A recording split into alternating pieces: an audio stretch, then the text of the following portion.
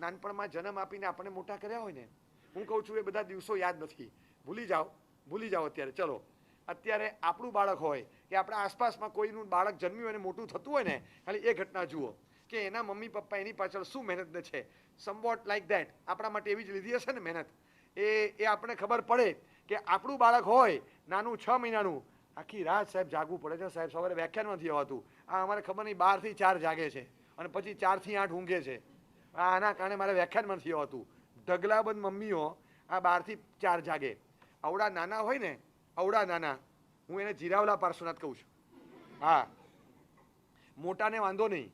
મોટા હોય ને આવા, એ 6 જણાને એક સાચવે, વાંધો ના આવે. તમે જોજો જીરાવલા પાર્શ્વનાથ એક છે પણ પૂજારી 4 છે, ઓછા પડે. ભગવાન જેટલા નાના અને પાવરફુલ હોય ને, 4 પૂજારી ઓછા પડે એના માટે. બહુ બધું કરવું પડે, વારે સાફ કરવું પડે, વારે તમારે ફૂલ ઉતારવા પડે, વારે તમારે સરખું કરવું પડે, બધું મેનેજ કરવું પડે. કારણ કે અમારા જીરાવલા પાર્શ્વનાથ, અને એ મૂળનાયક હોય પાછા. હા, નાના હંમેશા મૂળનાયક હોય. મૂળનાયક કોને કહેવાય? એનો ઘંટ વાગે, એની આરતી ઉતરે, એનો દીવો ઉતરે, એની જય બોલાય, આવતાની સાથે બધા પહેલા એની સામે જુએ, આ મૂળનાયક. અને નાના હોઈએ ત્યારે બધા મૂળનાયક હોય. મોટા થાય એટલે પછી ગોખલામાં જતો રહે, પછી કોઈ પૂછે નહીં, જા ત્યાં બેસી જા, પછી આ આવે. બસ એ મૂળનાયક. આપણે એવા જ હતા. કેટલો પ્રેમ. આખી દુનિયા ભૂલી ગયા હતા. એક મમ્મી, એક સ્ત્રી હતી, એક છોકરી હતી. એ પતિ જ્યારે મળ્યો ને, ત્યારે એ પતિના પ્રેમમાં પીગળી ગઈ એ ઓરત, ત્યારે બાપનો પ્રેમ ભૂલી શકી. બાકી બાપનો પ્રેમ એવો હતો ને કે એ ભૂલી ન શકે, અહીંયા રહી ન શકે. પણ અહીંયા સસુરાલમાં એટલો પ્રેમ મળ્યો અને પતિનો પ્રેમ એવો હતો કે જેના કારણે મા બાપનો પ્રેમ ભૂલી અહીંયા ડિઝોલ્વ થઈ શકી. અને એ સ્ત્રી પુત્રવધુ બન્યા પછી, કોઈકની પત્ની બન્યા પછી ડિઝોલ્વ થઈ જાય છે. પછી 2-4 વર્ષ એને બાળક આવે ને, ત્યારે એ બાળકના પ્રેમમાં એવી પાગલ બની હોય ત્યારે પતિને ભૂલી જાય છે. પતિએ ગયો બાજુ ઉપર, એ કે પણ હવે મારું બધું બાકી છે. આ બાકી છે પણ આનું બધું બાકી છે. એને સ્કૂલમાં જવાનું જ, એને ઓફિસે જવાનું જ, મૂકને એને. પણ શું મૂકને એને? તો આ બધું કોણ કરશે? એ તમે કરી લો. આનું કોણ કરશે? એ તમે જાતે કરી લો. આ જાતે કરે કોઈ? આ જાતે કરી શકે છે? એટલે પછી છેલ્લે ભાઈ કંઈ બોલે નહીં, કારણ કે છેલ્લે જોઈન્ટ પ્રોપર્ટી છે, બોલવાનું શું? પણ મનમાં એમ થાય કે આ મેડમની આખી પ્રાયોરિટી બદલાઈ ગઈ. શું પ્રાયોરિટી શિફ્ટ થાય છે? મા બાપ પરથી પતિ પર આવી હતી અને પતિ પરથી સીધી દીકરા પર આવી ગઈ. એ 6, 7, 8 વર્ષનો થાય ત્યાં સુધી શ્વાસ, પ્રાણ, ધડકન, આંખની કીકી જે ગણો, આ દીકરો છે, આ સંતાન. એની પાછળ પાગલપન હોય. દીકરો કે દીકરીની પાછળ આખી દુનિયા એની એમાં દેખાય ને, એ બસ એની જ પાછળ. એક માતાનો રોલ જે હોય છે, સ્પેશિયલ માતાનો, પિતાનો પણ હોય, પણ એક સ્પેશિયલ રોલ, એટલો બધો ક્રુશિયલ રોલ છે, એના વગર તમે જીવી જ ન શકો. મને લાગે છે કે છે ને 4 સ્વરૂપ છે. 4 સ્વરૂપ છે માતાના. આમ 5 છે, પણ 4 સ્વરૂપ માતાએ પ્રગટ કરેલા છે. એનું એક સ્વરૂપ છે ડૉક્ટરનું સ્વરૂપ. ડૉક્ટરનું એક સ્વરૂપ છે કે જે તમે જ્યારે પણ માંદા પડશો એ મમ્મી જાગશે. જ્યારે પણ તમને શરદી થશે, મમ્મી જાગશે. થોડા લૂઝ મોશન થયા, મમ્મી જાગશે. તમને ફીવર આવ્યો, મમ્મી જાગશે. અડધો કલાકે આમ કર્યા કરશે. બસ એ મમ્મી થોડી વાર આમ કર્યા કરે. એ છે ને, આપણે એમ લાગે કે આમ કરે છે. ઘણીવાર તો એમ લાગે કે આમ કરીને થોડો તાવ પોતાનામાં લઈ લે છે કે લાવ થોડો મને આપી દે. જો ટ્રાન્સફર થતો હોય ને, 10 મિનિટમાં તમારો બધો તાવ ટ્રાન્સફર કરી નાખે કે લાવ તું મને આપી દે. એને જો પીડા થતી હોય છોકરાને, તો દરેક મમ્મીનું હૃદય એમ કે મારા દીકરાની પીડા મને આપી દો, પણ એને પીડા ન મળજો. આવી રીતે થતી હોય. તમે જોજો, ગમે ત્યારે આવું થતું હોય ને, ત્યારે હંમેશા કોઈ પણ તકલીફ આવતી હોય, એ રોગ પોતાના પર લઈ લેશે પણ તમને આરોગ્ય સંપન્ન રાખશે. બસ. એટલે માતાનું એક સ્વરૂપ એવું છે, હોસ્પિટલનું કે ડૉક્ટરનું સ્વરૂપ છે કે હંમેશા તમારા આરોગ્યની કાળજી, ચિંતા એના મનમાં રમતી હોય. તમે ક્યાંક આગા પાછા થાવ, ખોટું ખાઈ જાઓ, ખોટું કરી આવો, કંઈ પણ કરો, ઊંઘશો નહીં, કરશો નહીં. બેટા બધી વાત સાચી, પૈસા ઓછા કમાય ચાલશે બેટા, તું ટાઈમસર સુઈ જા. આટલા બધી ધાંધલ ધમાલ ન હોય, આટલું ટેન્શન ન હોય, આટલી દોડાદોડ ન હોય, ક્યાં ઓછું છે આપણી પાસે? બેટા તું સુઈ જા. આપણે ઓછા પૈસા હશે ચાલશે, બહુ છે આપણી પાસે, આપણે બહુ છે ખાવા માટે, પણ આવી મહેનત ન હોય. થોડુંક તો શરીરને આરામ આપ. એ જે ચિંતા હોય ને, તો બસ આ ચિંતામાં એ અડધા થતા હોય. એમને દુઃખ ક્યારે થાય? જ્યારે તમને શારીરિક તકલીફ આવે ત્યારે. એમને પીડા ક્યારે થાય? એમની પીડા છે જ નહીં. તમે ખાલી છે ને અંદરથી પૂછો, અંદરથી, કે 15 વર્ષનો દીકરો છે, 15 વર્ષનું સંતાન, અને એને કેન્સર ડિટેક્ટ થાય અને મમ્મીને ખબર પડે, બરાબર, અને મમ્મીને પોતાને કેન્સર ડિટેક્ટ થાય 40 વર્ષની ઉંમરે. બોલો તમે માનો કે મમ્મીને પીડા શેની વધારે હોય? દીકરાના કેન્સરનું ડિટેક્શન થાય ને એ વખતે મમ્મીને પીડા હોય, રાત્રે ઊંઘ હરામ થઈ જાય. પહેલામાં તો જાગ્રત થઈ જશે, મમ્મી પ્લાનિંગ કરશે કે હવે જિંદગીમાં જીવવા માટેના બધા પ્રયત્નો આપણે ચાલુ રાખશું, પણ કદાચ સફળ ન થયા તો આવતા ભાવની પણ તૈયારી કરી દઈએ. એ થોડું પ્રિપેરેશન કરશે, એને કોઈ બીજી ચિંતા નહીં હોય. ચિંતા એ હશે કે આનું શું પાછળ, મારું કંઈ થઈ જાય તો પાછળ આનું શું, એ ચિંતા હોય. પણ જો છોકરાને કંઈ થયું ને, મમ્મી કાબુ બહાર છે, એ રહી ન શકે એટલું બધું, કારણ કે એનું સ્વરૂપ ડૉક્ટરનું છે, એ રહી જ ન શકે. તમારું આરોગ્ય એનું ઓબ્જેક્ટિવ છે. એવું જ એક બીજું સ્વરૂપ છે, એક શિક્ષકનું સ્વરૂપ. કદાચ highest vocabulary, highest action plans, highest વ્યવસ્થાઓ ને વ્યવહારો, લોક વ્યવહારો બધું આપણે એમની પાસેથી શીખ્યા. દરવાજો ખોલ્યો અને કોઈ ગેસ્ટ આવ્યા છે તો સ્માઇલ આપવાની, આવો આવો આવો બેસો, અને પછી કોઈ ઘરે છે નહીં, પાણી આપું? આ કોણે કીધું તું આપણે પૂછવાનું, કોણે શીખવાડ્યું આ બધું? ગેસ્ટ આવે તો આવો બેસો, પાણી આપું, આ બધું. અને આપણે પાણી લેવા જઈએ ને એટલે તરત પાછળ ટિપ્પણી કરે પેલા ગેસ્ટ, મમ્મીએ કેવા સંસ્કાર આપ્યા, જો આપણા છોકરાને આવું આવડે, આપણા છોકરાને આવું આવડે, પાછા બોલે તો શીખવાડ્યું તમે નહીં તો ક્યાંથી આવડે? મને આ મમ્મીએ કેવું સરસ શીખવાડ્યું છે, ટીચરે કેવું સરસ શીખવાડ્યું છે, કોઈ બોલે છે? કોઈ બોલે છે? કાકાએ કેવું સરસ શીખવાડ્યું છે, મામાએ, માસાએ, ફુવાએ? નહીં, મમ્મીએ કેવું સરસ શીખવાડ્યું છે. કારણ કે આ મમ્મી જ શીખવાડે, આ મમ્મી જ શીખવાડશે. આખી ભાષા, it is never a father tongue, not a brother tongue, it is a mother tongue. કેમ? કારણ કે આપણે જે બોલશું એ મમ્મી પાસેથી જ શીખ્યા છે. એ મમ્મીની ભાષા છે, માતૃભાષા, એટલે એ આપણી મધર ટંગ કહેવાય. તો આવી રીતે મમ્મી પાસેથી જેટલું પણ મળે શીખવાનું, વ્યવહારોનું, શબ્દોનું, કેટલું બધું આપણે શીખ્યા. ધાર્મિક અભ્યાસ નહીં, વ્યવહારિક શિક્ષણથી લઈ પાયાનું શિક્ષણ, જે સ્કૂલમાં જઈએ ત્યારે શું કરવાનું, ટીચર સાથે સભ્ય થતી વર્તવાનું, વડીલ સાથે કેવો વ્યવહાર કરવાનો, આ તો ખરું હોમ સાયન્સ છે. કોણે શીખવાડ્યું આ બધું? શીખવાડ્યું કોણે? તમે જોશો ને તો તમને ખ્યાલ આવશે કે 6-7 વર્ષની દીકરી હોય, મમ્મી આમ બેઠી હોય, બોટલમાંથી તેલ કાઢીને માથામાં તેલ નાખે, બોટલ સાઈડમાં મૂકે ને, અને જો ખુલ્લી પડી હોય તો એ નીચે બૂચ પડ્યો લઈને મમ્મીની સામે તરત પોતે પેક કરી દે છે. હવે આ દીકરીને કોણે શીખવાડ્યું? એને લાગ્યું કે ઢળશે, કદાચ ધક્કો લાગે તો એને તરત બૂચ પેક કરી દીધું. હવે મમ્મીને નહીં જોઈએ, લાવ પેક કરી દઉં. મમ્મીના હાથ ચીકણા હતા એટલે પેક નહોતું કર્યું, તો પોતે ત્યાં ને ત્યાં પેક કરશે. આ વ્યવહાર છે, આ બધું મમ્મી પાસેથી શીખે છે. એક ટીચરનું સ્વરૂપ છે, જેવું માતાનું એક ડૉક્ટરનું સ્વરૂપ છે, બીજું એક શિક્ષકનું સ્વરૂપ છે, ત્રીજું એક સ્વરૂપ છે વકીલનું. બહુ જબરજસ્ત છે. કેમ? મારા છોકરાને કેમ વળો છો? તો બારીનો કાચ તોડી નાખ્યો, તો બારીનો કાચ તોડી નાખ્યો ને તો નવો લઈ આવવાનો અને પૈસા હું આપી દઈશ, બરાબર? છોકરાઓને ધમકાવાના નહીં. છોકરાઓ રમે નહીં વેકેશનમાં, આખું આટલું બધી એક્ઝામો પતી તમને ખબર નથી પડતી, તો છોકરાઓ થોડી વાર રમે નહીં. અને પણ કાચ તોડી નાખે, કાચ તોડી નથી નાખ્યો, તૂટી ગયો. હાથે ગઈને તોડે તો, હાથે ગઈને તોડે તો, પણ એનો બોલ એટલે તમારા કાચ પર ફેંક્યો એને, એ તો શોટ ત્યાં આવી ગયો. હા, તો એ તો રમતા હોય તો કોક વાર આવે. આપણે નાના ત્યારે આપણે કોઈના કાચ નથી તોડ્યા. અરે તમે છે ને, જો તમારા છોકરાનું ઉપરાણું નહીં લો, લઈશ, હું એની વકીલ છું.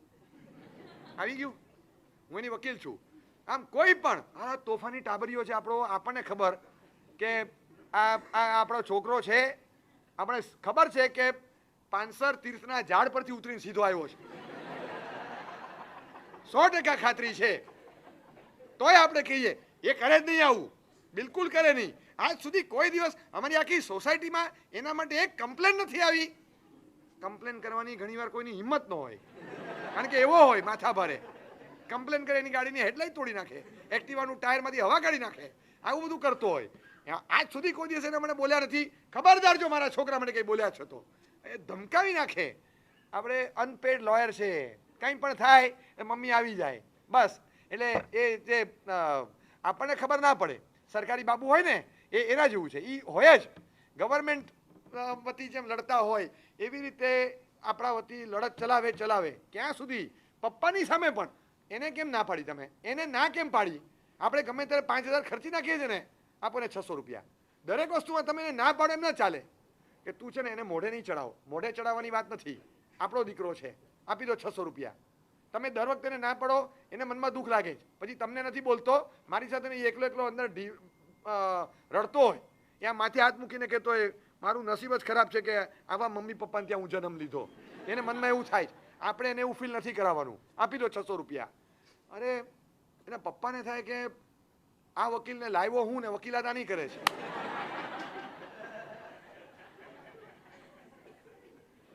એટલે આ એક વકીલનું સ્વરૂપ છે. તમે જોશો નાનપણના કિસ્સાઓ યાદ કરો, કેટલા બધા કિસ્સા એવા હશે જે કિસ્સાઓમાં વકીલ એટલે વકીલ, હા, એ સત્યને વફાદાર ન હોય, એ અસીલને વફાદાર હોય. વકીલ એ ક્લાયન્ટને વફાદાર હોય, એ સત્યને વફાદાર ન હોય. ખોટી જગ્યાએ પ્રેમ થઈ ગયો, ખોટી જગ્યાએ ઇન્ફેક્ચ્યુએશન કહેવાય, તર્કહીન પ્રેમ, સાવ થોબડા બ્રાન્ડ વસ્તુ હોય અને છતાં એની પાછળ પાગલની જેમ છોકરી દોડી હોય ને, અને છેલ્લે ના જ પાડે, પપ્પા ધમકાવે તો પણ ચૂપચાપ વાત કરતી હોય. મમ્મીને બધી ખબર હોય, મમ્મીને ખબર હોય કે આ ફોન પર વાત ચાલુ છે પપ્પાની ગેરહાજરીમાં. મમ્મી પપ્પાને કે નહીં, કારણ કે એ બોલે નહીં, કદાચ ધમકાવે નહીં પણ વાંધો પણ ન ઉપાડે, કંઈ નહીં. એનું મન થોડું બહુ સવારે બોલ્યા છે, રડતી હતી, ભલે થોડી રિલેક્સ થઈ જાય, ભલે વાત કરતી, એમાં વાત કરીમાં નુકસાન નથી. પપ્પા સમજતા હોય કે આ વાતમાંથી જ બધું વતેસર થયું છે, આ વાતમાંથી જ બધું આગળ વધ્યું છે, આ તળેટી છે, પછી શિખર ઉપર પહોંચ્યા, આ અહીંથી જ શરૂ થાય જાત્રા આખી. એટલે આખું પ્રકરણ તો પાલિતાણા જેવડું મોટું છે. શરૂઆત તો પહેલાં વાત કરી તો તળેટીનું ચૈત્યવંદન છે, પાછળ બીજા 4 આવશે, તો શું કરવાનું? એટલે અહીંથી જ અટકાવવાનું, એ પપ્પાને ખબર હોય. પણ મમ્મી કે કંઈ નહીં, હવે એમાં વાતમાં કંઈ નથી થતું. વાત કરે છે ને, વાત કરે છે, મળવા જાય છે, ભલે વાત કરતી. એવા ખોટા ખોટા રિસ્ટ્રિક્શન નહીં મૂકવાના. અને પછી મમ્મી એને ડિફેન્ડ કરે. આ ડિફેન્ડ કરે અંદરથી પાછું નહીં ગમતું હોય, એ સમજે પણ છે. તમે પૂછો મમ્મીને કે આ ખોટો રસ્તો છે કે નહીં, 100% ખોટો રસ્તો છે. આની પાછળ આવું કરાય કે ન જ કરાય, આની ઉંમરે નથી, અને છોકરો ઠેકાણા વગરનો છે, નથી દેખાવ, નથી પૈસા, નથી એજ્યુકેશન, હું ભાળી ગઈ છે, શું જોઈ ગઈ છે, શેના માટે પાગલ થઈ ગઈ છે ખબર નહીં, તો તું કેમ ના નથી પાડતી? પણ હવે કેટલું કહેવાય, પછી એનું મન તૂટી જાય છે, શું કરીએ અમે? એટલે છેલ્લે નારાજ થાય ને તો પપ્પાનો બધો ગુસ્સો એ મમ્મી પર ઉતારે, અને મમ્મી સાંભળી લે.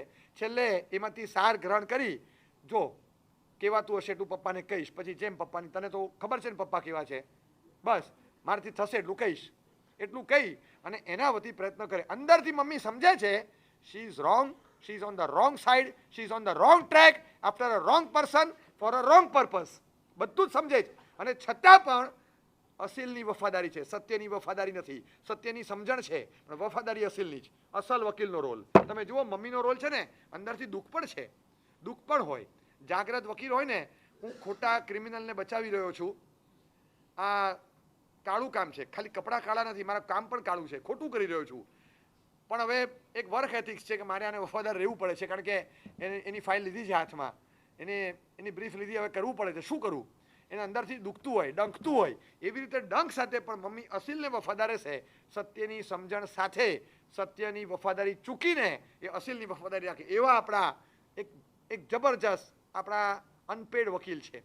આ ત્રીજું સ્વરૂપ છે ડૉક્ટરનું, શિક્ષકનું, વકીલનું. ચોથું સ્વરૂપ છે પોલીસનું. ક્યાં ગયો તો? કેમ મોડો આવ્યો? કોની સાથે હતી? કેટલા વાગ્યા? કેમ ધીમે ધીમે વાત કરે ફોન પર? મોટેથી બોલ. હું આવી એટલે કેમ ફોન કટ કર્યો? લાવ તો કોનો ફોન હતો? આમ આ બધું છે ને, આ ઇન્ટરોગેશન છે બધું. આપણને એમ જ લાગે કે અચાનક મૂછ ને બધું કાઢી અને સ્ત્રીનું સ્વરૂપ લઈને એસીપી પ્રદ્યુમન પ્રગટ થઈ ગયા આપણી સામે. આ શું છે? બસ કેટલા વાગ્યા? કોનો ફોન હતો? શું હતું? તમે ચેલેન્જ આપું. મેં છે ને હમણાં એકવાર કીધેલું, તો મને એક જણે કીધેલું, મને કે આખો દિવસ મમ્મી પૂછ કર્યા જ કરે, તો જવાબ જ આપી રાખવાના? એવું ન જપાય. મને કે પણ ત્રાસી જઈએ, આખો દિવસ પૂછપરછ. આમ એમ જ લાગે કે અમને ઇન્ટરોગેશન માટે 3 દિવસ રિમાઇન્ડ પર લીધા હોય ને, બધી વસ્તુમાં પૂછપરછ. જમી લીધું? તો જમી લીધું એમ મેં હા પાડી. કેટલી રોટલી ખાધી? શાક કયું હતું? ભાત ખાધા? અરે પણ જમી લીધું એમાં ઇન્ક્લુડિંગ બધું આવી ગયું ને. પછી મેં દાળ ખાધી? તો હા. પછી દાળમાં મરચું હતું, મીઠું હતું, રાઈ હતો, વઘાર કરેલી હતી, એવું બધું થોડું પૂછાય. હવે મેં જમી લીધું એટલે જમી લીધું, પણ બધું ડિટેલિંગ હોય. ક્યાં ગયા હતા? તો કે બહાર ગયા હતા. બહાર ગયા હતા? ક્યાં ગયા હતા? અરે બહાર ગયા હતા. બહાર ક્યાં ગયા હતા? હવે કઈ રીતે કે બારમાં ગયા હતા એમ ક્યાં કે? મમ્મી પૂછે ક્યાં ગયા હતા, કોની સાથે ગયા હતા? પછી એટલું જ ના પૂછે કોની સાથે ગયા હતા, એ કે મારી સાથે ફલાણી છોકરી હતી. એ બેને કીધું હોય ને એટલે પછી એને પૂછે, એના મમ્મીને પૂછે કે તમારી દીકરી ક્યાં ગઈ હતી? તો કે ખબર નહીં, એ કંઈક ક્લાસીસ કરે છે, ક્લાસીસમાં ગઈ હતી. એ બહાર ફરવા નહોતી ગઈ? તો કે ના, એ તો ક્લાસીસમાં હતી. અચ્છા, ના ના, મને ખ્યાલ હતું તમારી દીકરી કંઈ કોર્સ કરે છે. ક્યાં આગળ કરે છે? પછી કે અહીંયા આગળ કરે છે. હા બરાબર છે, એનો કોર્સનો ટાઈમ આ છે. તો કે હા, એવરી સેટરડે સન્ડે જાય? તો કે એવરી સેટરડે સન્ડે કોર્સ માટે સ્પેશિયલ છે, ત્યાં જવાનું. બરાબર છે. પછી અહીંયા આવે. તું ગઈ હતી ને, એ તો કોર્સમાં ગઈ હતી, એ કોની સાથે ગઈ હતી બોલ? એટલે પછી આપણે લાગે કે આ શું ઉલટ તપાસ છે. તમને બરાબર લાગે કે પોલીસ છે. પોલીસ છે ને કાયદેસર કાર્યવાહી ન કરે, પણ પુરાવા બધા ભેગા કરે. બરાબર છે? કાયદેસર કાર્યવાહી ના કરે, એ સ્વરૂપ જજનું છે. ધેટ ઇઝ માય પાપા, એ પપ્પા કરશે. પણ પ્રૂફ બધા ભેગા કરી, હવે જો આમ હતું, મેં આને પૂછ્યું, આને આવું કીધું, આને પૂછ્યું, આને આવું કીધું, આ કે હું આની સાથે હતી, એ કે હું ક્લાસીસમાં હતી, આ બધું છે, આ બધા એવિડન્સ છે. હવે તમે જોઈ લો શું કરવાનું. એ જજની પાસે બધા પુરાવા ઢગલા મૂકી દેશે. પછી જજનો રોલ છે, પણ મમ્મીનું સ્વરૂપ અલગ છે, અલગ સ્વરૂપ છે. એ પોલીસનું સ્વરૂપ છે. કદાચ આપણને ક્યારેક ખબર પણ નહીં પડે. આપણને એટલું પૂછપરછ કરતા હોય ને, ખરાબ લાગશે. હું કહું કે દરેક મમ્મી પપ્પા બહુ પૂછ અને મમ્મી પપ્પા તો બહુ નહીં પૂછે એટલું, પણ પપ્પાને મમ્મીના સ્વરૂપમાં ફરક છે. એટલે હું પોલીસ કહું છું. પપ્પાને પોલીસ ના કહેવાય. પપ્પા લશ્કર છે, લશ્કરના જવાન છે. પોલીસ અને લશ્કરના જવાન બેમાં ફરક મોટો. ડેઝિગ્નેશન કોનું વધારે? લશ્કરના જવાનનું. રિસ્પેક્ટ કોના માટે વધારે? સોશિયલ રેપ્યુટેશન રેકોગ્નિશન કોનું વધારે? લશ્કરના જવાનનું. ડિફેન્સ માટે જરૂરિયાત કોની વધારે? લશ્કરના જવાનની. પણ એ ક્યાં આગળ? સીમાડા પર આર પારની લડાઈની વાત આવે 10 વર્ષે 1-2 વાર, ત્યારે લશ્કરના જવાન એ ઓલવેઝ એલર્ટ હોય. બાકી તો સરસ હોય. પણ તમને શિવનગરની 4 રસ્તા, પાલડી 4 રસ્તા, ઇન્કમ ટેક્સ પાસે, શાહીબાગ, હઠીસિંહની વાડીની બહાર, ગમે ત્યાં ધમાલ મસ્તી થાય, ત્યાં દર 4 રસ્તા પર દરેક નુક્કડ પર કામ કોણ લાગે? અમદાવાદ પોલીસ. ત્યારે લશ્કરને ન બોલાવાય. રોજ 4 રસ્તા પર તમને ધમાલ થાય, રિક્ષા આડી ઉતરી, એક્ટિવા ભટકાઈ ગઈ, પાકીટ લઈને કોઈક ભાગી ગયું, આવા નાના નાના છમકલા 100 વાર થતા હોય. દર વખતે લશ્કરને થોડું આવે. લશ્કર તો મોટું કંઈક થાય ત્યારે મેદાનમાં ઉતરે. ત્યાં સુધી નાના નાના છમકલા દિવસમાં 40 હોય, દિવસમાં 40 એ લોકલ પોલીસ હેન્ડલ કરે. વર્ષે 1-2 વાર લશ્કરની વાઇબ્રન્ટ એન્ટ્રી આવે. કેમ? આટલું બધું પોલીસ કે છે, સાંભળવાનું નહીં? હવે જો પોલીસનું નથી સાંભળ્યું ને, ધૂળ કાઢી નાખીશ. બેસી જા કે છે એટલે સાંભળવાનું નહીં. તો પછી ચૂપચાપ બેસી જાય. કારણ હવે ખબર પડી જાય, કારણ કે અધિષ્ઠાયક દેવી તો છે, દેવ પણ જાગૃત થઈ ગયા છે. પછી કાંઈ નહીં બોલે. પછી સાહેબ લશ્કરનો રોલ બહુ મહત્વનો છે, પણ અમુક તબક્કે જ્યારે પોલીસને લાગે ત્યારે લશ્કરને ફ્લેગ માર્ચ માટે ઉતારી પણ દે એકવાર. હવે તમારે કેવું હોય તો કહેજો, હું તો થાકી ગઈ, જરાય માનતી નથી, મારું સાંભળતી જ નથી, તો સોંપી દે એકવાર. લશ્કર એક ફ્લેગ માર્ચ કરે પછી સીધા દોડ થઈ જાય બધા. બસ બીજું કાંઈ નહીં. મમ્મી તો કાંઈ પણ કે 144મી ક્રમ ઠોકું છું, તારે જે ઠોકવું એ ઠોક, હું તો ચાલી. કોણ શું કરીશ તું? કારણ કે ખબર છે કે આ હવાલદાર છે, વિસલ વગાડશે, બાકી કાંઈ નહીં કરી શકે. હા, કારણ કે સ્ટેન્ડ ગન તો પેલાના હાથમાં છે. એ મેદાનમાં આવે તો ચૂપ બેસી જશું આપણે ડાય થઈને. પણ આની પાસે ખાલી વિસલ છે, લાકડી છે, એ લાકડી બગલમાં ભરાવી વિસલ વાગાડ્યા કરશે. બસ એ વિસલ બ્લો કરે એટલે એ વખતે શાંત રહેવાનું. પછી આ પોલીસ આગા પાછા થાય ને પછી આપણે આપણા કામે લાગવાનું. બસ આપણે પોલીસને ગણકારતા જ નથી, જરાય ગણકારતા નથી. અને બીજું તમને કહું, લશ્કરને મેનેજ ન કરી શકાય, પોલીસને બહુ ઇઝીલી મેનેજ કરી શકાય છે. તમને ખબર છે કે પોલીસ કેટલી રીતે મેનેજ થાય? કેટલી રીતે? મમ્મીને કહીને જાય, મમ્મી જો પપ્પા પૂછશે, હવે તને ખબર છે હું ક્યાં જઉં છું, મેં પ્લીઝ કહેતી નહીં. પછી તને પપ્પા એને ફોન કરીને ધમકાવે છે કે તારે આને ફોન નહીં કરવાનો, તારે આને ક્યાંય લઈ નહીં જવાની. હું કાંઈ બીજું કરતી નથી, ખાલી અમે લોકો જઈએ છીએ, મૂવી જોઈને પાછા આવે. તું પ્લીઝ પપ્પાને નહીં કહેતી. હવે આને શું કહેવાય ખબર છે? હપ્તો કહેવાય, હપ્તો. હા, હપ્તો છે આ. હા, તું મમ્મીને પણ ખબર હોય કે હવે કંઈ નહીં, જવા દો. હપ્તામાં મટીરિયલ આઈટમ ન હોય, લાગણીના ઇમોશન્સના 2 શબ્દો હોય, અને પ્રેમથી દીકરી બોલે, મમ્મી શાંત રહે. એક્ઝેક્ટ તમે જોશો કટ ટુ કટ સાઇઝનો પોલીસનો રોલ છે, શિક્ષકનો રોલ છે, એક વકીલનો રોલ છે, એક જબરજસ્ત એમડી ફિઝિશિયન ડૉક્ટરનો રોલ છે. આ 4 રોલ મમ્મીના પ્રસિદ્ધ છે. 4 રોલ જે મમ્મી ડગલે ને પગલે ઓન એન્ડ ઓફન જે તે સમયે સ્પેસિફિક રોલમાં મમ્મી હાજર થઈ જાય સમટાઈમ્સ. અને આ પાછા કેવા છે ખબર છે? ડૉક્ટર 24/7 × 360 બધે ડૉક્ટર જ હોય. હા, એ કોઈ સંજોગોમાં વકીલ તરીકે હાજર ન થાય. કોર્ટમાં પણ એમના વકીલ રોકવા પડે, એ હાજર ન થાય. ડૉક્ટર તરીકે ઘરમાં પણ હાજર થઈ જાય, પણ વકીલ તરીકે ક્યાંય ન જઈ શકે. પણ આ તો એવો રોલ છે, મલ્ટીટાસ્કિંગ છે. સવારે ડૉક્ટર હતા, બપોરે પાછા પપ્પા સામે આપણા વકીલ થઈ ગયા, સાંજે પાછા મને પૂછે ક્યાં ગયો તો, પાછા સાંજે પોલીસ તરીકે આવી ગયા, અને રાત્રે જુઓ તો શિક્ષક તરીકે પાછું જૂના પેપર સોલ્વ કરવા બેસી જાય. એક જ દિવસમાં તમને મમ્મીના ચારે ચાર રોલ દેખાશે. મમ્મીના પ્રસિદ્ધ 4 રોલ છે. એક 5મો રોલ છે જે મમ્મી ક્યારેય પ્રગટ કરતા નથી. સમજો, 4 રોલ મમ્મી હંમેશા પ્રગટ કરે. 5મો એક રોલ એવો છે જે મમ્મી પોતે ક્યારેય પ્રગટ કરતા નથી. મમ્મીનું અસલી સ્વરૂપ એ 5મા રોલમાં દેખાય, અને એ રોલ સંતાને મમ્મીના સ્વરૂપને પ્રગટ કરવાનું છે. એ છે દેવીનો રોલ. એક ટેમ્પલમાં રહેલી દેવી હોય, ગોડેસ, એનો જે રોલ હોય એવો એક વાઇબ્રન્ટ રોલ. મારી સરસ્વતી, મારી લક્ષ્મી, મારી અંબિકા, બસ મારી પદ્માવતી, જે ગણો એ મારી માતા છે. એમનો એક દેવીનો દૈવી રોલ છે. એનો એ ડિવાઇન રોલ એ મમ્મી ક્યારેય પ્રગટ નહીં કરે, એ આપણે પ્રગટ કરવાનો છે. આપણી અંદર એક મહાન દેવી તરીકે એમની સ્થાપના થયેલી હોય. મારી માતા નોટ લેસ ધેન દેવી, એ મહાન દેવી છે, અમારું દૈવી તત્વ છે. આખું ઘર એના આધાર પર ચાલે છે. બસ એના માટેના રિગાર્ડ્સ જે હોય, બસ એ આપણા ફિલિંગમાં અંદર રહે, આ આપણા માટે જરૂરી છે. કેટલા બધા નાનપણથી આપણે જોયા હોય કે આજે એક બાળક જન્મે છે, કેટલા ઉછેરથી લઈને છેક સુધી સંસ્કાર આપવામાં માતા પિતા કેટલો ભોગ આપે છે. આવું જ કંઈક આપણા વખતે થયું છે. આવું જ કેટલી બધી મહેનત કરી હશે. આપણે જન્મ્યા ને ઇટસેલ્ફ એક મોટો ઉપકાર છે. કિડનીમાં સ્ટોન હોય છે ને, 7 mm નો 9 mm નો એક સ્ટોન હોય ખાલી, અને ક્યાંક ટ્યુબમાં આવી જાય ને જે પીડા થાય, એક નાનકડી આટલી પથરી આપણા 70 કિલોના શરીરને હચમચાવી નાખે છે. અને ત્યારે 7 પાઉન્ડ લઈને 9 મહિના ફરવાનું હતું. આ કોઈ પથ્થરનો સ્ટોન નહોતો, 7 mm ની કાયા નહોતી. અને એ શરીર ગ્રેજ્યુઅલી ગ્રો થાય છે, અને એને લઈને ચાલવાનું, એને પીડા ન થાય માટે કેટલા જાત પર રિસ્ટ્રિક્શન ઇમ્પોઝ કરવાના. હું ખાઈશ તો આમ થશે, હું સૂઈ જઈશ આડા પડખે તો આમ થશે, હું કૂદકો મારીશ તો આમ થશે, હું દોરડા કૂદીશ તો આમ થશે, હું જોરથી દાદરા ઉતરીશ તો આમ થશે. બધામાં ફેરફાર કરી અને રિસ્ટ્રિક્ટેડ લાઈફ જીવી અને જન્મ આપવાનો. જન્મ આપ્યા પછી ઉછેર કરવાનો. એમાં પણ અત્યારના તમે જુઓ જે ટ્રેન્ડ છે છેલ્લા વર્ષોનો, બાળક હજી ગર્ભમાં આવે ત્યારથી ગર્ભ સંસ્કારની પરંપરા ચાલે, અને મારું બાળક દુનિયાનું સૌથી વધારે બુદ્ધિશાળી પાકે, સૌથી વધુ દેખાવડો અને રૂપવાન પાકે, સૌથી વધુ બળવાન પાકે, સૌથી ઊંચો જ્ઞાની થાય, સૌથી ચડિયાતો ગુણવાન થાય, ખૂબ ધનવાન થાય. એ માટે જે કરવું પડે તે કરીશ. મમ્મી એ વખતે કંઈ કરે નહીં. એને કહેવામાં આવે 5મો મહિનો શરૂ થયો તો બાળકના મગજનો ગ્રોથ થઈ રહ્યો છે. હવે તમે તમારા મગજને જેટલું કસશો ને બેન, એટલા તમારા બાળકનું મગજ વિકસશે. એટલે તમારા મગજને રોજ એક્સરસાઇઝ આપજો, રોજ કસરત આપજો. The more you exercise your mind, એનું માઇન્ડ ડેવલપ થશે. એટલે મારે શું કરવાનું? તમને મેથેમેટિકલ રિડલ્સ આપું છું, તમે આ રિડલ્સ જોઈ લો.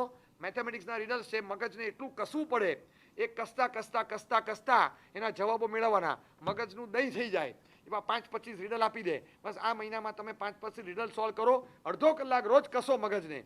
એનાથી માઇન્ડ ડેવલપ 5મા મહિના થતું હોય તો તમારા બાળકનું બ્રેન એકદમ સરસ તૈયાર થાય. અને આ મમ્મી જે પોતે ભણતા હતા ત્યારે જેટલી મહેનત નહોતા કરતા એટલી મહેનત અત્યારે 28મા વર્ષે કરે છે. કેમ? મારા બાળકનું બુદ્ધિ વિકસે એટલે. એને રસ છે પોતાની બુદ્ધિના વિકાસ કરતા બાળકની બુદ્ધિના વિકાસમાં. શું હદનો ભોગ છે. હું કહું, જન્મ્યા પછી ડિગ્રી લીધી હોય, ક્યાંક આગળ વધ્યા હોઈએ ને આપણે, કોઈ દિવસ આનો ગર્વ ન રાખીએ ક્યારેય. આ વધે એ માટે માતાએ 5મા મહિને શું ભોગ આપ્યો છે, વી નેવર નો. આપણે તો હજી બહાર નીકળ્યા જ નહોતા કે જોઈએ, પણ આજનું આ જોયા પછી લાગે કે આપણી બુદ્ધિ વિકસે, આપણી કળા વિકસે. અમુક પ્રકારનો ખોરાક લે એને આંખનું તેજ વધે, અમુક લેશે ને તો એ ગોરો થશે. આવી રીતનું ધ્યાન રાખે એ બળવાન પાકે. આવું હોય ને એ ઊંઘણસી પાકે, આવું હોય તો બહુ ચપરાક પાકે. આ બધા એને જેટલા જેટલા ઇનપુટ્સ મળે બધા જ ઇનપુટ્સને ફોલો કરે. અત્યારે જો આ ટ્રેન્ડ ચાલે છે, બધું કરતા હોય છે. અને એવા મમ્મી પપ્પાઓ કે જે ઉપાસેમાં પગ ન મૂકે. પણ બાળક ભગવાન અને ગુરુ માટે હજી આસ્તિક નાસ્તિકના ભેદ છે. બાળક માટે એક જ ભેદ છે, ઓલ આર આસ્તિક. કોઈ નાસ્તિક છે જ નહીં, બધા આસ્તિક છે. બાળક અને સારા બાળકમાં માનનારા છે બધા, બધાને એ ચીજ જોઈએ છે. તો આવી ચીજ મેળવવા માટે કેટલી મહેનત, આપણામાં સ્કિલ, ટેલેન્ટ આ બધું ડેવલપ થાય, ઇન્ટેલિજન્સ, બ્રિલિયન્સ આ બધું ડેવલપ થાય. એ માટે ઓછો ભોગ નથી આપ્યો એ લોકોએ, આ બધો ભોગ આપ્યો. ત્યારે આપણામાં બીજ એવા પડ્યા અને એમાંથી બહાર આવ્યું. અને આ બધું જે વિકસ્યું છે એનું મૂળ ક્યાંક માતાએ આપેલા ભોગમાં છે, માતાએ લીધેલા સ્ટેપ્સમાં છે, માતાએ પાળેલી ચરીમાં છે, માતાએ આદરેલી ગર્ભ સંસ્કરણની પ્રક્રિયાઓમાં છે. એ આપણને ખબર નથી હોતી પણ એની ઇફેક્ટ હોય છે. એ પછી ભણ્યા. આજે કેટલા લોકો આવે, મૂછાળો મરદ હોય, જે બાપ કોઈ દિવસ છે ને એમ 100 રૂપિયા કોઈ દિવસ કોઈની પાસે માગશે નહીં. હાથ લાંબો કરવો એટલે મસ્તક કાપીને આપવા જેવું. આમ મર્દનો બચ્ચો હોય, કોઈ દિવસ હાથ લાંબો ન કરે. પણ એમ લાગે કે દીકરી કે દીકરાની કરિયર માટે 80,000ની ફી છે, જો નહીં ભરું તો એનું એડમિશન કેન્સલ થયું છે. એકવાર શરમ છોડીને કોકની પાસે માગી આવશે કે જે થવું હોય તે થાય, ઇજ્જત દાવ પર, દીકરા માટે તો લગાડી દઈશ કે દીકરી માટે લગાડી દઈશ. અને એ બાપ ને માં કે જિંદગીમાં કોઈ દિવસ માગ્યું ન હોય એ ક્યાંક આપણા સ્ટડીઝ માટે કોઈક વાર માગવા પણ જશે અને એમની જરૂરિયાત માટે કદાચ ચલાવશે, પણ આપણા કરિયર માટે માગીને લાવીને અને ત્યારે પણ આપણને ભણાવીને આગળ વધારશે. એમને કરિયરના આધારે, ફીઝના આધારે સગવડ ઊભી કરી છે. સગવડના આધારે આટલું જ ભણાશે એવો કાયદો ક્યારેય કર્યો નથી. દરેક મા બાપ આ રીતે ઓછી આવકમાં પણ ભણાવતા ગયા અને બાળકને ઉછેર કરતા ગયા. નાની જગ્યામાં જેટલા આપણે બેઠા છીએ ને, અહીંયા અમદાવાદવાળા બધા જ એનું બીજું કે ત્રીજું ઘર હશે અત્યારે. પહેલું ઘર તો ક્યાંક પોળમાં, શહેરમાં કે ક્યાંક એવા નાના ઘરમાં હતું અને ત્યાં રહેતા હતા. અને એ વિસ્તારમાં રહેતા હતા, એ નાનકડા ઘરમાં રહેતા હતા. ત્યાં આપણો જન્મ થયો એ પહેલાં મમ્મી પપ્પા રહેતા હતા.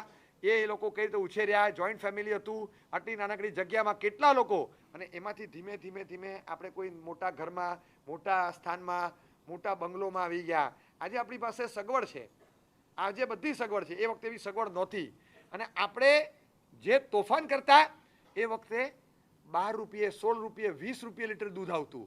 અને 1.5 લીટર દૂધ લાવવું હોય ને તો થાય કે અરે 30 રૂપિયાનું દૂધ, 20 રૂપિયા લીટર, 30 રૂપિયાનું દૂધ લાવવાનું. કારણ કે દિવસની 100 રૂપિયાની જ કમાણી હોય, 3-3.5 હજારમાં ઘર ચલાવવાનું હોય. અને ત્યારે 20 રૂપિયા લીટર દૂધ હોય, 1 લીટર દૂધ લાવે તો 600 રૂપિયા તો દૂધ ના જાય, 20% ખાલી દૂધમાં વયા જાય. 1 લીટર દૂધ લાવવાનું અને એમાં બધા કાળી કાળી આટલા 4 ટીપા દૂધ નાખી અને મોર ઓવર બ્લેક ટી પીતા હોય. એકલું ચોખ્ખું વાટકી ભરીને દૂધ આપણને આપે, મોટી વાટકી ભરીને લઈ લે. અને એમાં ક્યાંક અઠવાડિયામાં એકવાર એવું બન્યું હશે એ વાટકી દૂધ પડ્યું હતું ને આપણે આમ તેમ કંઈ કરવા ગયા, દૂધ ઢોળાઈ ગયું. તમને ખબર છે કે અંદર જે ચીરો પડે ને ત્યારે બાપને કે મમ્મીને કેવું લાગે, અરે બેટા તે શું કર્યું, આ તારી વાટકી આખી ભરવા અમે લોકો કેવી ચા પીધી તે જોઈ. આમ સાણસી પકડેલી દૂધની, આમ દૂધ નાખતા નાખતા છે ને 2 વાર હાથ ધ્રુજતો હતો અમારો. એમ થાય કે ના વધારે પડી જશે, પછી કે જવા દે, કાળી પી લેશું, મૂકી દે. આમ અમારો હાથ ધ્રુજતો હતો, તે ઢોળી નાખ્યું બેટા. ઈરાદો નહોતો, મફત ધમાલ મસ્તીમાં એમ જ ઢોળાઈ ગયું. પણ મફતમાં મળ્યું હોય ને તોય ન ઢોળાય, આ એમ જ ઢોળાઈ ગયું. બહુ દુઃખ થયું. અને ત્યારે પણ મમ્મીએ ગળી ખાધું કે ઠીક છે, કંઈ વાંધો નહીં. ક્યારેક આમ કાગળિયા લઈ લઈને પેપરના ફાડી નાખ્યા, જૂના કાગળિયા, નકામા કાગળિયા સમજીને કોઈક મહત્વનું ડોક્યુમેન્ટ ફાડી નાખ્યું હશે. પપ્પા શું કરે પપ્પા, એને થોડી ખબર છે. દીકરાને ખબર છે કે 500ની કરન્સી હતી, તે આ હાથમાં 500ની કરન્સી આપી, બારી પાસેથી આમ છોડી દીધી, એ ઉડી ગઈ. એને મજા પડી ગઈ. 7મા માળેથી 500 રૂપિયાનું વર્ષીદાન આપ્યું. એ પપ્પા જોયા કરે કે બાપા શું કરે છે તું, આ 500 ગયા મારા, જો હવે. આવી રીતે હાથમાં લીધી. ગમે ત્યાં કેટલી વાર એવું થાય કે પપ્પાને પરવડતું નથી. બસ એ આવ્યા હોય મમ્મી પપ્પા મારા પાસે આવી, 5નો સિક્કો મૂકી, ગુરુપૂજન કરી, વાસકેપ નખાવીને બેઠા હોય. પપ્પા મને પી આપો, મને પણ આપો, જીદ કરે. પછી મને પણ આપો. પપ્પા 2-3 વાર આમ અટકાવે, પછી મને પણ આપો. છેલ્લે 5 એને એક્સ્ટ્રા આપવા જ પડે, 10 એને એક્સ્ટ્રા આપવા જ પડે. એ નહીં, મોટું આપો. પછી વોલેટ કઢાવે, મોટી નોટ કાઢે, ગમે તે નોટ કાઢીને ગમે તે મૂકી દે. પપ્પા કાંઈ બોલે નહીં. પપ્પા 5 મૂક્યા હતા, સમજીને મૂક્યા હતા. અને અહીંયા પેલો 100 રૂપિયા મૂકી દે, કંઈ જ બોલાય નહીં, કંઈ જ બોલવાનું નહીં, કંઈ નહીં. ભલે એની ઈચ્છા હતી ને રડશે, પાછો આપી દીધું. આ રીતે છે ને આવા ઘણા પ્રસંગો છે કે જે નાનપણમાં આપણે અનુભવેલા છે. આજે કોકના બાળપણમાં આવું જો થતું હોય, અથવા આપણે ત્યાં નાનું કિડ હોય ને આપણે જો આવું કરતા હશું, તો સમજવાનું કે સમવોટ લાઈક ધીસ આપણા ઉછેરમાં આવું કંઈક થયું જ છે. કોઈ દિવસ આપણા માટેની પ્રાયોરિટી એ ચૂક્યા જ નથી, કોઈ દિવસ નહીં. યાદ તો કરો કે મમ્મીને વર્ષી તપ ચાલતો હતો, તમે 7th કે 8thમાં ભણતા હશો એ વખતે, અને મમ્મીને છઠ હતો, બીજો ઉપવાસ હતો. અને એ વખતે મમ્મીએ કીધું હતું કે પપ્પા બહાર છે, 2 દિવસ ટૂર પર છે, તું એકલો જમવાવાળો છે, આજે મારે બીજો ઉપવાસ છે, તો બાજુમાં મંજુ માસીને ત્યાં જમી લેજે અને સાંજે સેવ મમરા ખાઈ લેજે, ચાલશે ને? તો અત્યારે બનાવતી નથી, આજે મારે બીજો ઉપવાસ છે. કોઈ દિવસ કર્યું? બપોરની રોટલી વધી હોય એ ગરીબને આપી દેશે, કામવાળી બાઈને આપી દેશે, સાંજે તમારા માટે નવી ભાખરી બનાવશે. પપ્પા કે ઘણીવાર શું પણ ખોટી એની 4 ભાખરી માટે મહેનત કરે છે, તું 4 બનાવે છે, એ બહાર ઢોસા ખાઈને આવશે ને પછી કહેશે અમને ભૂખ નથી. આ બધું બરાબર છે, પણ આપણે બનાવવાનું, એને એ કંઈ એવું નથી, એ બધું ખાશે, મારા હાથનું બધું જમે છે ને. પછી કે તને સાંભળ, હવે ખોટા છે ને બીજા ઉપવાસે શરીર નહીં તોડવાનું, છઠ હોય ને એટલે કહી દેવાનું ખાખરો ખાઈ લેશે. શેનો ખાખરો ખાઈ લેશે? શેનો ખાખરો ખાઈ લેશે? પણ ખાખરા આટલા પડ્યા, ખાખરા વધારાના છે. છોકરો વધારાનો છે? છોકરો વધારાનો છે? શરમ આવે છે ખાખરો આપી દેવાના એટલે? કે ગામનો છોકરો છે? મમ્મી કકડાવી નાખે. બિલકુલ નહીં. આપણા એલાવન્સીસમાંથી એક પણ ચીજ સરકારી દફતરમાંથી ઓછી આવે એ ચાલે જ નહીં. પૂરું એલાવન્સીસ લેવાનું અને ઓલવેઝ બધું જ બિફોર ટાઈમ મળે. આ રીતે મમ્મીએ પોતાના બીજા ઉપવાસે પણ ઊભા ગરમ રસોઈ કરીને આટલી પણ આપણા માટે જમાડ્યા હોય. આ બધું જ કર્યું હોય. આમ છે ને ક્યારેક મમ્મીના ચોવિયાર માટે વહેલું કરવું પડે ત્યારે કોઈક વાર આખરું લાગે કે હવે એક જણ માટે ક્યાં બધું 5:30 બનાવવાનું, બધા 9:30 વાગે 8:30 વાગે આવે. એક જણ માટે ક્યાં વહેલું કરવાનું? યાદ કરો એ દિવસ કે જ્યારે એક જ જણ માટે અલગ કરવાનું હતું અને બીજા ઉપવાસે, ત્યારે મમ્મીએ કોઈ દિવસ આપણને વધારાના નથી ગણ્યા. એ આખી ઉપકાર ધારાને યાદ કરશો, મનમાં લાગશે કે શું હતું, શું ચર્ચાઓ ચાલતી મમ્મીની. આપણે ઘરમાં જઈને કીધું ગોવા ટ્રીપમાં જવું છે, અમારું આખું ફ્રેન્ડ સર્કલ જાય છે, મારે જવું છે. કેટલા દિવસ? 4 દિવસ છે. 2 દિવસ તો જવા આવવાના થશે, પણ કોઈ દિવસ હું ગોવા ગયો જ નથી, બસ જવું જ છે. કેટલા રૂપિયા થાય? કે 14,000 રૂપિયા. કે એમ 20,000 છે, પણ અત્યારે 14,000 ભરવાના, પછી 6,000 ઓપ્શનલ છે. એટલે અમુક ફેસિલિટીઝ ત્યાં ન જોતી હોય તો 14,000 ભરી દેવાના, પણ બાકી 20,000 તો સરસ. અમુક મારા મોટાભાગના ફ્રેન્ડ્સે તો 20,000 ભર્યા છે. આપણા પપ્પા સમજાવે કે બેટા આ બધું બરાબર છે, પણ આવા ખોટા ખર્ચા ન કર. શું ખોટા ખર્ચા? આ ખોટા ખર્ચા કહેવાય? આ ખોટા ખર્ચા છે બેટા. બધી વાત બરાબર છે, પણ હવે આપણી પરિસ્થિતિ જોવાની ને. તો એટલે મારું જ નસીબ ખરાબ ને, હું ગરીબ બાપને ત્યાં જન્મ્યો. આ શબ્દ બોલાઈ ગયો ને અને પપ્પાને જે હર્ટ થયું, એકદમ આમ હર્ટ થયું. પપ્પાને બહુ લાગી આવ્યું કે આ છોકરાના મનમાં આવું ઘર કરી ગયું છે. અંદર જતા રહ્યા અને પછી આપણા વકીલ ગયા અંદર, તમે આપી દો બધા જે 18,000 પડ્યા છે ને એ આપી દો. જો એને હાથ નથી અડાડવાનો, એને હાથ નથી અડાડવાનો. એ હજી 40,000 થાય ને તો હાથ નથી અડાડવાનો. આપણે શિખરજી જવાનું છે. આપણે ગયા છે જિંદગીમાં શિખરજી, આ ભેગા કરું છું હમણાં. આ દિવાળીમાં આપણે શિખરજી જવાનું છે. કંઈ જ માથા એને હાથ નહીં અડાડતી. એ 18,000માંથી 1 રૂપિયા આપવાનું નથી. ખબરદાર. શેનો ખબરદાર? કશું જવું નથી શિખરજી, આપી દો તમે એને. બિલકુલ નહીં. એવી ખોટી માથાકૂટ ના કર. આ બધી 50 ને 200 રૂપિયા નાખ્યા છે અંદર. એ 18,000 છે જ નહીં, સમજી લેતું. એની પર નજર જ નહીં. આ કબાટમાં, તારા કબાટમાં મૂક્યા એટલે મારા કબાટમાં છે ને ભૂલમાં વપરાઈ જાય એટલે તારા કબાટમાં મૂક્યા છે. નજર નહીં નાખે એની પર. એ અડવાના નથી, એ છોકરા નથી આપવાના. તમારે શું કરવું શિખરજી જઈને? તમારે જવું છે તો તમે જવું નહીં આવું, જાઓ. હું એકલો જઉં એટલે એ જ કહું છું. જવાનું તો સાથે જ જવાનું છે ને? તો કે હા, આમાંથી 14,000 પહેલાં એને આપી દો, પછી જ્યારે પાછા થશે ત્યારે જશું, નહીં તો મારે શિખરજી નથી જવું. આ જ આપણો શામળો પાર્શ્વનાથ છે. એને નાખુશ કરીને મારે કોઈ શામળા પાર્શ્વનાથની પૂજા નથી કરવી. આપી દો એને તમે પહેલાં. એ રડે છે, બધા છોકરાઓ જાય, એને કેટલું નેગેટિવ ફિલિંગ આવે છે ખબર છે? કોઈ આપણે એવી જાત્રાઓ કરવી નથી. એક જાત્રા ઓછી કરશું ચાલશે. આ છોકરો નારાજ થાય ને, બિલકુલ તમને સારું લાગે છે? આ 3 દિવસથી ઘરમાં એકલો રડે છે.